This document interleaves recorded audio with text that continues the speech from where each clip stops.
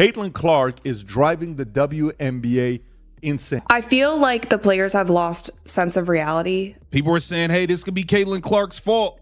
That the WNBA has hostile players, bro. Caitlin Clark has just been blamed for the WNBA's CBA collapse by the very players and media members who spent 2 full seasons treating her like an adversary.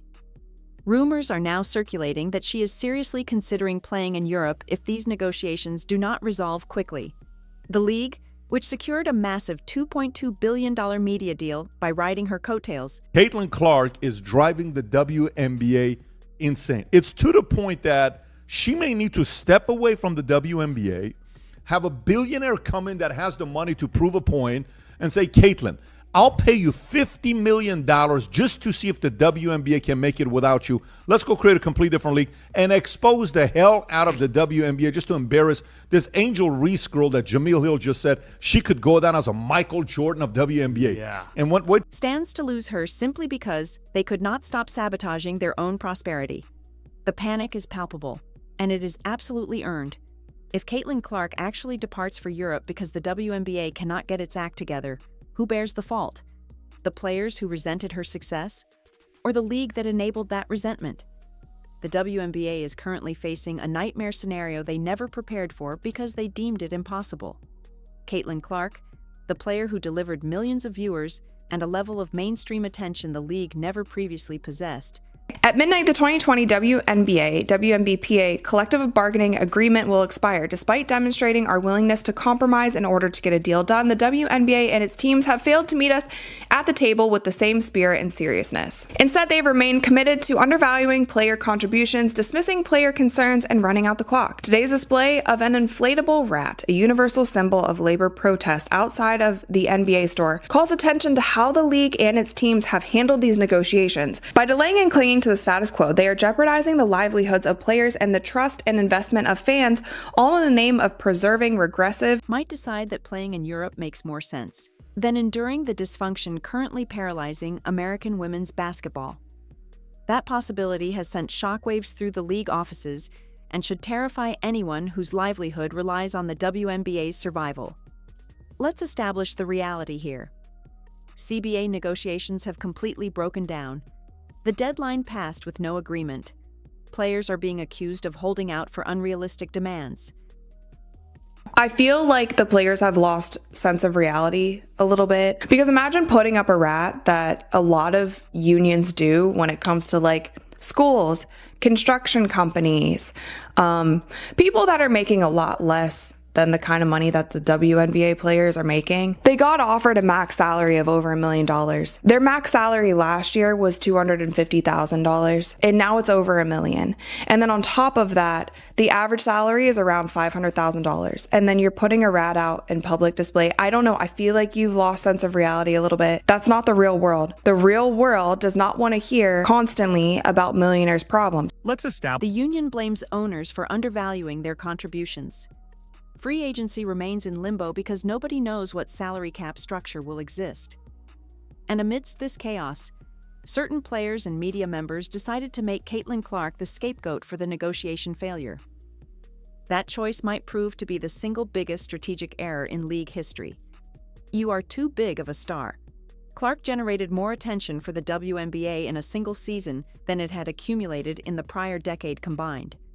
Her games consistently drew millions of viewers.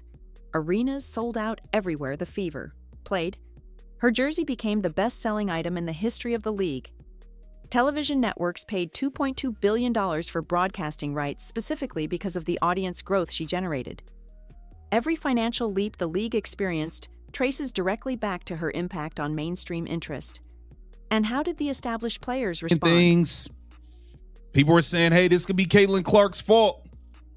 And before I just flipped and lost my mind, I had to sit and think about it. And you know what, Caitlin Clark, this is all happening and it's your fault. You're the reason, your greatness, your star power, you are the reason for there being no 2026 WNBA season as of now. Because had you not been such a great player and a big star, these women wouldn't be demanding all of the stuff that they're demanding right now. So yeah, I guess technically it is your fault, I guess. You're too big of a star. With hostility, jealousy, and physical play that repeatedly crossed the line. Flagrant fouls that would have been penalized differently for anyone else were commonplace. Veterans made comments about preferential treatment while simultaneously complaining she made too much money. The cognitive dissonance was staggering.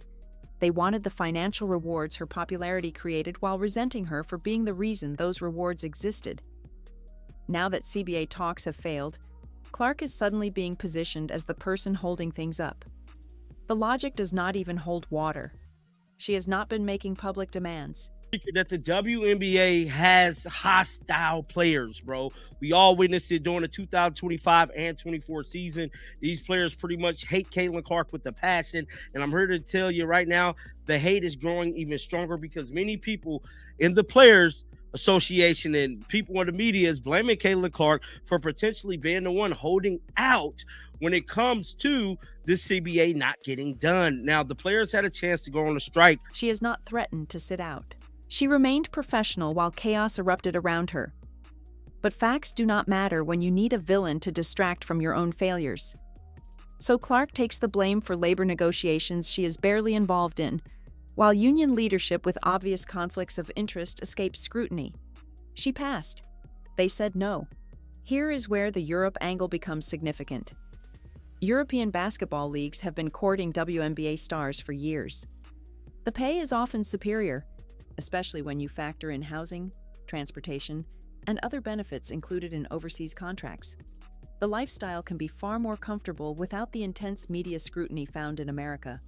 The basketball remains competitive enough to stay sharp while avoiding the dysfunction currently plaguing the WNBA. For someone like Clark, playing in Europe would solve multiple problems at once. She would escape an environment where veteran players clearly resent her presence. She would avoid the uncertainty created by CBA negotiations that might drag on for months. She would make comparable or better money without dealing with the hostile treatment she experienced throughout her time in Indiana. And she would still play basketball at a high level while her brand continues growing globally through endorsement deals. The panic this possibility creates among WNBA leadership and players is entirely predictable. They know what happens if Clark leaves. Television ratings drop immediately back to pre-Clark levels. Casual fans who arrived specifically to watch her lose interest and stop paying attention. Sponsorship deals signed based on projected growth get renegotiated or canceled. The entire financial structure built on assumptions about sustained popularity collapses. Clark leaving would expose just how fragile the WNBA's recent success actually was. It wasn't organic growth built on collective effort. It was one player capturing the mainstream imagination in ways nobody else managed.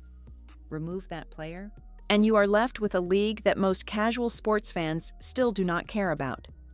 That is basic organizational competence. Support the person driving your success. Do not let jealous veterans create hostile conditions. Address flagrant fouls appropriately instead of letting physicality spiral out of control. None of this required genius-level strategy. It just required not being actively self-destructive. Instead, we got 2 seasons of Clark being treated poorly while league leadership did nothing meaningful to address it. Commissioner Kathy Engelbert made vague statements about physicality being part of the game. Referees allowed contact that would have drawn suspensions in any other context. Media members downplayed her impact while elevating players who couldn't draw anywhere near the same audience. The message was clear: we will take your popularity, but we won't actually respect or protect you. Now that negligence might cost them everything. If Clark decides Europe makes more sense, she is not coming back. Once you leave, the momentum shifts and opportunities emerge elsewhere. She has global appeal that transcends the WNBA. She doesn't need American women's basketball the way it needs her. That power dynamic should have been obvious from day one. But jealousy and short-term thinking prevented people from seeing it clearly. The owners seem to understand this better than the players do. They are pushing teams to proceed with free agency preparations despite CBA uncertainty. That suggests they believe a deal will eventually get done, and they are not willing to let union leverage paralyze league operations. The status quo period allows them to send qualifying offers under expired CBA terms while negotiations continue. That legal framework gives ownership more flexibility than players seem to realize. The players thought they had leverage because of increased revenue and attention. But that leverage only exists if the source of that attention stays involved. If Clark leaves, their bargaining position evaporates instantly. Owners can point to cratering viewership and declining sponsor interest as justification for not meeting union demands. The entire negotiating dynamic shifts from "pay us what we're worth based on recent growth" to "we'll be lucky if the league survives without its biggest draw." Union leadership, with Nafisa Collier as vice president, has created additional problems through obvious conflicts of interest. She runs Unrivaled, a competing basketball league that directly benefits when the WNBA struggles. Her credibility during negotiations is compromised by those business interests, and her public statements criticizing league leadership while promoting her own venture have undermined the union's position. Now her league's ratings are disastrous, and suddenly she is trying to present herself as reasonable and collaborative. The pivot is transparent, and it is not working. Kelsey Mitchell's free agency situation represents everything that is broken about this process. She is one of the league's best players and was crucial to Indiana's success alongside Clark. Her future should be straightforward to resolve.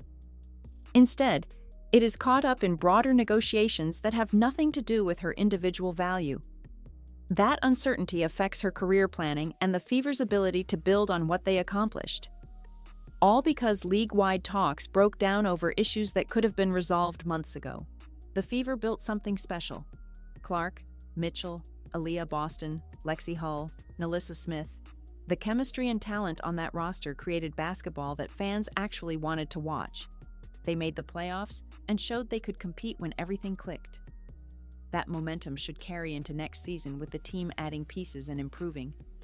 Instead, everything is uncertain because people who should have been focused on growth got distracted by petty grievances and power struggles. Blaming Clark for CBA failure is the ultimate example of cutting off your nose to spite your face. She is the reason negotiations matter at all. Without her impact, we would be talking about minor adjustments to existing terms instead of significant revenue sharing and salary increases. She created the financial growth that makes player demands even remotely plausible.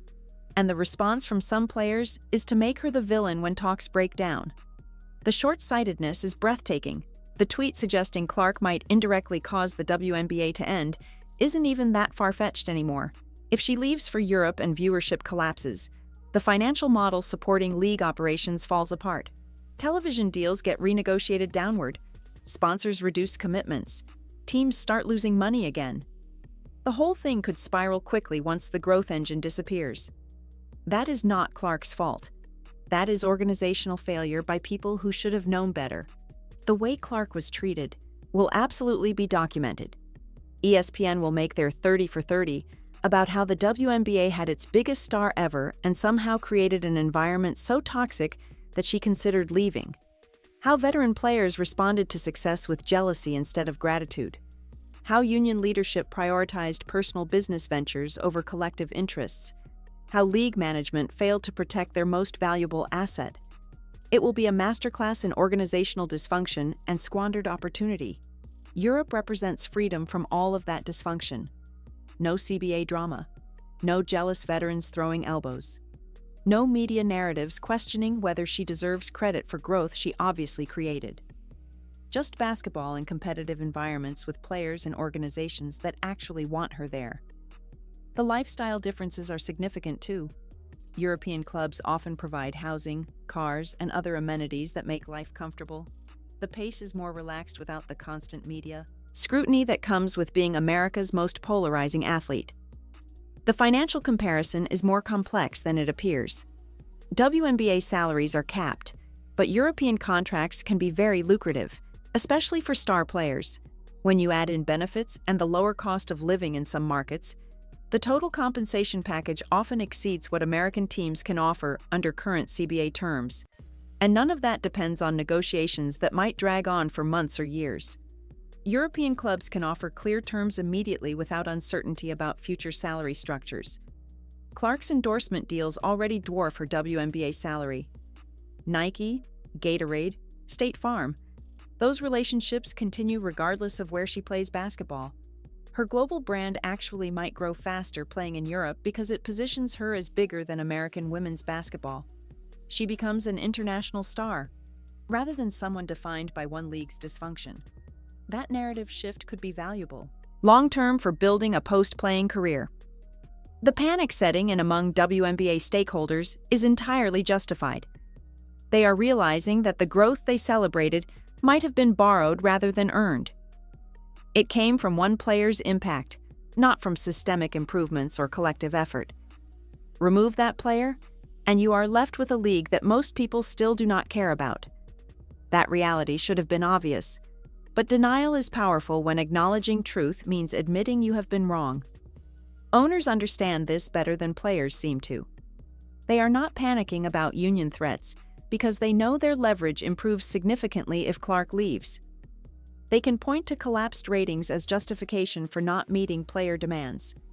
They can argue that the union overplayed its hand and destroyed the value they were trying to capture. The negotiating dynamic completely flips once the source of recent growth removes herself from the equation. Players who spent 2 seasons resenting Clark are about to learn a very expensive lesson about biting the hand that feeds you. Their earning potential exists because she brought attention and money into the league. Their leverage in CBA talks depends on sustained growth she generated. If she leaves and everything collapses, they are the ones who will suffer most. Clark has options. She will be fine. The veterans whose careers depend on WNBA viability are the ones who should be terrified. The regret is already visible if you know where to look. Players who dismissed Clark's impact are now quietly acknowledging that viewership did drop significantly without her. Media members who criticized her are worried about whether casual fans will return if the season gets delayed. Union representatives are realizing their negotiating position was not as strong as they thought. But admitting mistakes requires humility that hasn't been demonstrated yet. The panic is real because they finally understand what they are about to lose. Smash that like button and subscribe to see how this disaster unfolds, because it is getting worse by the day.